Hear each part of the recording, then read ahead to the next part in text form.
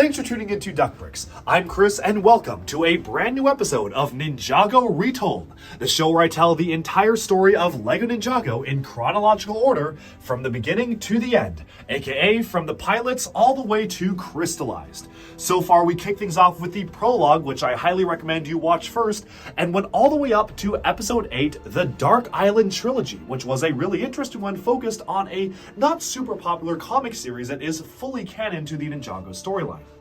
But now for episode 9, we have another piece of media that technically is not a full season of the TV show. Instead, it's a Halloween special. Back in 2016, we got the Day of the Departed special, which is the focus of episode 9 of Ninjago Retold, bringing back some of the ninja's greatest enemies and featuring Sensei Yang as the main antagonist. And so, without further ado, let's jump up, kick back, whip around, and spin, and roll that intro. Previously on Ninjago Retold, Ghostly Gambit. When evil sorcerer Klaus fails to unleash Nadakon the Djinn, he turns to the dark arts in a plot to disrupt the balance of Ninjago, releasing Nadakon's old pirate crew and forcing them to execute his will. As Klaus travels to the Dark Island to mine the volatile dark matter, Misako and Ronin are caught in his web, and it's up to Wu and the ninja to save them.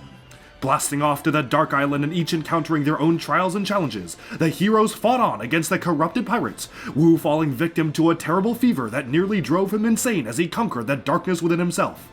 As the 7 heroes reunited at the Temple of Light and used the mech of the first Benjutsu Master to vanquish Klaus to the underworld once and for all, peace fell upon Ninjago once more. And yet, Wu remained troubled, visions of statues filled with life, and the twins' thought lost to time haunting his dreams. This is Ninjago Retold. You're a long way from finding a ninja in these parts, old man. Lloyd is the Green Ninja. I am the ultimate Spinjitzu master! Support me, friends, for one last time. The new Serpentine War has just begun. My master has arrived. Guess it's true. The greatest love stories do always end in tragedy. Maybe I'm departed. Control time! Control everything! I have no son. I cannot fight you, but I can resist you. Endings will always come. All we can do is fight to make them good ones. Protect those who cannot protect themselves. You were programmed by the game to lose, but you don't have to. I want you to promise me that you will always stand up to those who are cruel. We are the keepers of the amulet. I am. I am the sea. We are one. There will be peace in the dark.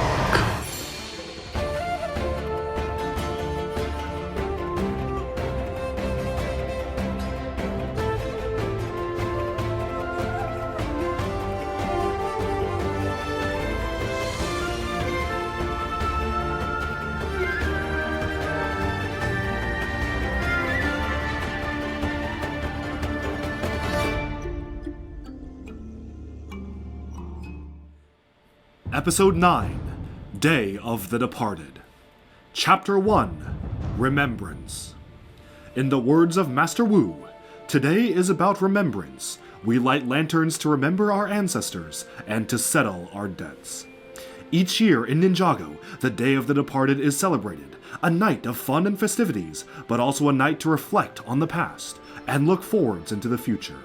And on this particular year, the Day of the Departed happened to fall on the night of a yin-yang eclipse, cosmic event that only occurs every 3,721 years, that heralded the convergence of the ethereal divide and alignment of the 16 interconnected realms. To celebrate this historic event, ancient elemental Master of Time Crux, under the guise of Dr. Sander Saunders, curator of the Ninjago Museum of History, orchestrated a grand celebration of Ninjago's past, the Hall of Villainy, housing life-size mannequins of each of the villains fought by the ninja over the prior years. And as the 6 ninja raced to the museum to commemorate the opening of this new attraction, they mastered their new vehicles salvaged from the Dark Island, all while Cole in his ghostly form began to drift in and out of reality, losing his grip on the vehicle controls.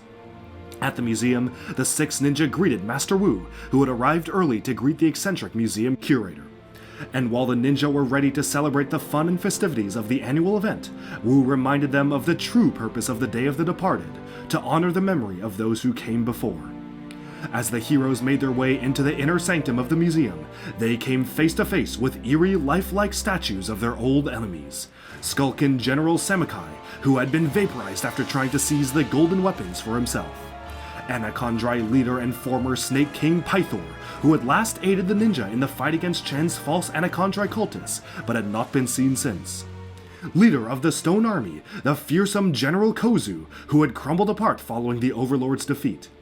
Nindroid Terminator General Cryptor, who had been shattered by the power of Zane's ice. Master Chen, who was sent to the Cursed Realm and perished when the Preeminent was destroyed. And Morrow, ghostly Master of Wind, who sacrificed himself to allow Lloyd to return to Ninjago, having reconciled with his former Master Wu. Continuing into the museum, the ninja and Wu came face to face with an ancient portrait of the legendary Kodakuna Yang, creator of Airjitsu and master of the dark Edo magic of old. As Cole locked eyes with the portrait of Master Yang, who was responsible for his transformation into a ghost, he began to fade from existence, the other ninjas starting to lose their memories of him as they walked right through him, cast under a dark spell. As Dr. Saunders explained the importance of the artifact beneath the portrait, the Yin Blade, Cole found himself caught in a trance, time passing by as the voice of Yang echoed through his mind. And he found himself drawn towards the mysterious relic, which was said to have the power to command rifts in the passageway to the realm of the dead. Realizing that he was fading away as one of the departed, Cole smashed the glass, taking the Yin Blade and rushing off to face Yang once and for all. In the meantime, the rest of the ninja did not realize Cole had vanished, splitting up to commemorate their loved ones and celebrate the night with their families. As Lloyd and Misako made their way to the Corridor of Elders, they came upon the statue of Sensei Garmadon, remembering his life and accomplishments. Driving back to the isolated village of Ignatia, Kai and Nia reunited at their old blacksmith shop, lighting a lantern for their missing parents, former elemental masters of fire and water, Rei and Maya. Returning to the old laboratory in the Birchwood Forest, Zane traveled alone, reflecting on the loss of his father and creator, Dr. Julian. As Jay headed to the old junkyard to spend the night with his adoptive parents Ed and Edna, Wu returned to the burnt-down remains of the old Monastery of Spinjitzu to remember his father, the first Spinjitzu master. And back outside the Museum of History, Cole's father Lau prepared for a performance with the Royal Blacksmiths managed by Dareth, all while wondering where Cole had gone during that momentous night. And as for Cole himself, he had arrived at the Temple of Airjitsu, still floating in the air after the imperfect resolution to the erased timeline, and came face to face with Yang, demanding a way to become human again. In his frustration, Cole lashed out at the old sensei with the Yin Blade, only to miss and accidentally smash a glowing orb instead, opening a portal to the departed realm by mistake. And so, the gates were open, long-lost souls began to sweep forth from the realm of the dead, and Yang only cackled as his students seized Cole and the blade, for the time had come for Yang's resurrection, and Cole had played right into his hand. Chapter 2: Resurrection. The departed realm had been opened for the first time in recorded history, and the souls of the dead were rushing back to Ninjago, searching for a vessel to manifest in. And Elemental Master of Time Crux had provided just the vessel in his lifelike statues. And so, one by one, the mannequins began to shift and move, eyes blinking as the long-dead foes came back to life, bewildered and confused about their second chance at life. As Samukai, Chen, Cryptor, Morrow, and Kozu bantered amongst themselves and discussed what had brought them back, they were beckoned by the portrait of Master Yang at the end of the hall, who explained that they had one shot, one night, to slay the ninja who were responsible for their demise, and take their place among the living. For the departed realm had only been opened because of the unique yin-yang eclipse, and at the end of the day, their souls would return to the realm of the dead, unless they took their revenge with magical blades and tools imbued with dark magic by Yang. As the 5 assembled villains listened on, Pythor stumbled upon the gathering, having arrived at the museum to see his own statue, and joined up with the gang, still bitter about how Lloyd had foiled his plans with the Great Devourer and the Overlord years ago. And so, the Council of Evil plotted to go after each ninja, Pythor choosing Lloyd, Chen choosing Kai and Nia for their role in stopping his Tournament of Elements, Cryptor choosing Zane as the ninja responsible for his destruction, Morrow choosing Wu by stating they had unfinished business between master and pupil, Kozu choosing Dareth for seizing the Helmet of Darkness years ago, and Samakai left with Jay, who would have a bone to pick with the skeletal foe for kidnapping Nia. As the villains gathered their newly resurrected minions, who are also commemorated in statue form, they prepared to face off against the heroes, unaware that the celebration of the night would soon be interrupted. Back at Yang's temple, Cole was bound and restrained by a group of Yang's ghostly pupils, forced to listen as Yang told him of his past and how he had doomed himself and his students with the Yin Blade eons ago. Seeking immortality and fearing that a day would come when he would be forgotten, the ambitious Master Yang had used the Yin Blade to manipulate aging and time, only to be cursed in a ritual gone wrong, binding his soul and the souls of his students to the temple, and their only chance to escape was on this very night.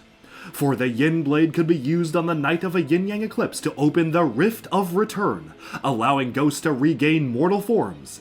And, with the ninja distracted by fighting their old foes, Yang would be free to become mortal once more, saving himself and his students from their ghostly doom. And in that moment, the 6 villains laid siege to the ninja and their families. Piloting a massive dinosaur mech made out of his old chair, Master Chen and his long-dead minions Izor and Zugo assaulted Kai and Nia, taunting them with the knowledge about their lost parents while forcing them to flee on their bikes. In the snowy trees of the Birchwood Forest, Cryptor and a contingent of resurrected jetpack ninjoids confronted Zane, all while Samakai and his Skulkin forces in their mechs faced off against Jay after kidnapping Ed and Edna. In the Corridor of Elders, Pythor materialized on the scene, attacking Lloyd and Misako, while Kozu and his stone swordsmen attacked Dareth at the concert. And, atop the ruins of the Monastery of Spinjitzu, Wu came face to face with his former pupil Morrow once more, pained at the fact that he would have to fight his old student once again. But to Wu's surprise, Morrow laid down his sword and refused to fight, saying their debts were settled, and he was at peace in the departed realm until Yang's magic had forced him back. Allying himself with Wu, Morrow explained Yang's gambit, the pair rushing off to reunite the ninja and save Cole. Back at the Temple of Erjitsu, Yang left Cole locked away with his students as he rushed to the top of the temple to start the Ritual of Return, seizing the Yin Blade and preparing to regain mortality once again. But the ninja of Earth would not be so easily subdued, and, breaking free of the student's grasp, Cole fought his way to the upper floors of the temple, battling the ghostly pupils one by one with different weapons and skills to fight his way to Yang. As the Rift of Return ripped open in the sky, the rest of the ninja managed to defeat their opponents, Ronin showing up to assist Jay in defeating Samakai in exchange for a haul of metal scrap from his parents, while Zane used the art of the Silent Fist on Cryptor to send the robotic foe hurtling from the treetops. As Kai and Nia dispatched Chen once more, and Dareth located the Helmet of Shadows to turn Kozu's minions against him, Pythor soon realized that he wouldn't win a one-on-one fight against the Green Ninja, fleeing from Lloyd and Misako while swearing revenge. And, as the ninja made their way back to the museum to reunite with Wu and figure out what was going on, Yang was closer than ever to achieving his goals, and only Cole could stop him now. Chapter 3: Reconciliation. As Kai, Jay, Zane, Nia, Lloyd, Wu, and Morrow met at the museum to reconvene and assess the situation, the ghostly Master of Wind proved he was allied with them by revealing Yang's plan, and how his spell had caused them to forget one of their own. For Cole was all alone in Yang's temple, and needed all the help he could get to stop Yang once and for all. As Morrow faded away back to the departed realm, his debt paid, the 5 ninja and Wu piloted the bounty to the floating temple, seeing Cole fighting Yang with their jutsu from a distance, but unable to intervene as the whirling winds from the Rift of Return rattled the bounty in the storm.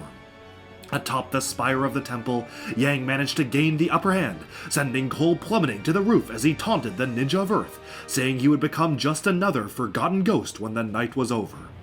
But hearing the voices of his friends and allies cheering him on, Cole managed to regain his sense of purpose, channeling the raw power of the element of Earth through his body and fueled by the spire of the temple, which had been designed to channel raw Edo energy years ago. Cole unlocked a powerful new ability, arms glowing with raw elemental might and rippling shockwaves of lava and rock. He smashed the Yin Blade, freeing Yang's students from his control and preventing Yang from crossing into the rift. As the defeated sensei lay on the ground, winded and injured, he finally admitted that he had failed his students, and his desperate desire to live forever had been corrupted from his initial fear of being forgotten. To which Cole stated that he would never be forgotten, for he was the creator of Airjitsu and had accomplished so many things in his life, and even if he was to die that day, his soul would always be celebrated in the history books of Ninjago. Reconciling with the old master and apologizing for his misdeeds over the past day, Yang was forgiven by Cole, who helped him up and used Airjitsu to ascend towards the rift together, only for Yang to state that it would be impossible to free both of them, for the curse of the temple demands that there must be a ghostly master of the house, and only one of them could escape, now that his pupils had freed themselves and become mortal once again. Deciding to settle his own debts, Yang pushed Cole through the rift just as it closed on his forehead, sending a shockwave rippling through the sky as the bounty crashed into the temple grounds, and ending the cataclysmic events of the Day of the Departed. As the ninja came to, they were reunited with Cole, now human once more, sporting a crackling green scar on his forehead. Overjoyed at the return of his mortal form, Cole celebrated with his friends as they all gathered outside of Yang's temple, sharing a moment with the ghostly Yang who watched them from the temple's windows. As lanterns floated into the sky and the ninja reminisced about their past adventures, the Day of the Departed was over, but its events would have catastrophic ramifications on the realm of Ninjago, for Cole was now a living rift to the departed realm, and his ghostly scar was far more important than it seemed. The next day, as the ninja rested and recuperated after the harrowing night, they decided to move into the Temple of Airjitsu as their new home base, for it was now, to most of their knowledge, cleansed of all ghostly inhabitants. As Cole came to terms with the return of his mortal form, the rest of the ninja were invited by Dareth to the museum, promising a fun activity, but instead finding themselves having to clean up after the wreckage Kozu had caused the night before. Proclaiming that he had to be first in line to claim a Borg Watch, Cyrus Borg's newest contraption, Dareth rushed off while the ninja began cleaning up the museum, only to be overheard by Pythor, who had sulked back to the museum in invisible form. Making his way to Borg Tower, Pythor managed to steal the prototype Borg Watch, threatening to reveal it to the public. Confronting the ninja in an alleyway, Pythor revealed that if he couldn't gain the recognition he sought by defeating them, he would do so by other means, by spoiling Cyrus Borg's anticipated reveal in a petty attempt to get back at the people of Ninjago. Escaping from the ninja after a brief skirmish with Jay, Pythor first headed down to the tunnels beneath Ninjago City, reuniting with his old ally Scales and meeting his son, who initially forbade him from entering their Village of Peace, but eventually changed his mind after seeing he had brought them the Borg Watch before anyone else could get it, hoping to buy his way back into being accepted by his kin. But Pythor's plot was interrupted by the ninja, who burst into the sewer caverns and drove him out, following the treacherous Serpentine to a line in front of a Borg store, where he attempted to reveal the prototype to the crowd, but was foiled yet again by the ninja. In one final gambit, Pythor approached news anchor Gail Gossip with the scoop of the century, for he would publicly reveal the Borg Watch early on TV. In a battle with the ninja in the NGTV news building, Pythor didn't realize that his prototype had been swapped for a fake, and so, as the camera started rolling, he failed to spoil the reveal, and slithered off into the darkness, biding his time and swearing to take revenge on the ninja someday in the future, no matter how long it took. And as the sixth ninja returned to the Museum of History to continue cleaning, Wu remained isolated from his pupils, for, up in the sky, during all these events, a unique Borg blimp was advertising the reveal of the Borg Watch, the very same blimp he had seen over 40 years ago when he banished Crux and the Chronics into a portal through space and time. And the old master suspected that within a matter of hours or days, one or both of them would return to confront him with their terrible powers over the fabric of reality itself. But that is a story for our next episode, and with that, we have concluded Episode 9, Day of the Departed. Stay tuned for our next episode in 2 weeks, Hands of Time. Alright, and with that, we have summed up Episode 9, Day of the Departed of Ninjago Retold. Let me know down in the comments below, did you like it, did you dislike it, and do you have any questions about this particular time frame of Ninjago's history? Thank you all so much for watching, and be sure to like and subscribe for even more LEGO news, reviews, discussion, and analyses coming your way very soon. Bye bye for now.